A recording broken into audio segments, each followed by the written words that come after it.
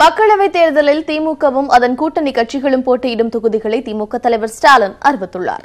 அதிகபட்சமாக சென்னை உட்பட வட மாவட்டங்களில் 8 தொகுதிகளில் திமுக களமிறங்குகிறது. திமுக கூட்டணியில் கட்சிகளுக்கான தொகுதி பங்கீடுகள் முடிந்தும் எந்தெந்த தொகுதியில் எந்தெந்த கட்சிகள் போட்டியிடுவது என்பதில் தொடர்ந்து இழுபறி நீடித்து வந்தது. இந்த நிலையில் தொகுதி ஒதுக்கீடு நிறைவடைந்ததை அடுத்து கூட்டணி கட்சி தலைவர்கள் முன்னிலையில் ஸ்டாலின் தொகுதிகளை அறிவித்தார்.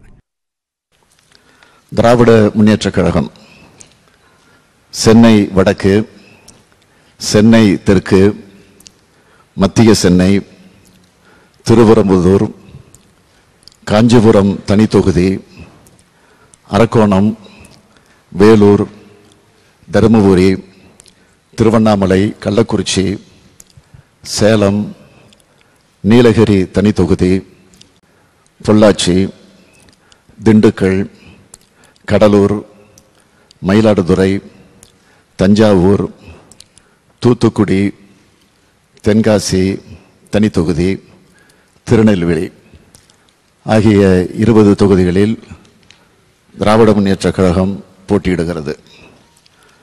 அடுத்து இந்திய தேசிய காங்கிரஸ் திருவள்ளூர் தனி தொகுதி, கிருஷ்ணகிரி, ஆரணி, கரூர், திருச்சிராப்பள்ளி, சிவகங்கை, தேனி, விருதுநகர், கன்னியாகுமரி, புதுச்சேரி 10 தொகுதிகள், புதுச்சேரி உள்ளிட்ட 10 தொகுதிகளில் இந்திய தேசிய காங்கிரஸ் கட்சி போட்டியிடுகிறது. அடுத்து மறுமலர்ச்சி திராவிட முன்னேற்றக் கழகம் ஈரோடு தொகுதி, ஒரு தொகுதியில் மறுமலர்ச்சி திராவிட முன்னேற்றக் கழகம் போட்டியிடுகிறது. மார்க்சிஸ்ட் கம்யூனிஸ்ட் கட்சி கோயம்புத்தூர், மதுரை இந்த 2 தொகுதிகளில் மார்க்சிஸ்ட் கம்யூனிஸ்ட் கட்சி போட்டியிடுகிறது.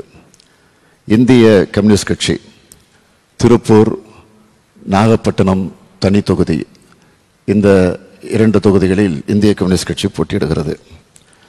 இந்திய யூனியன் முஸ்லீம் லீக் ராமநாதபுரம், இந்த ராமநாதபுரம் ஒரு தொகுதியில் இந்திய யூனியன் முஸ்லீம் லீக் கட்சி போட்டியிடுகிறது.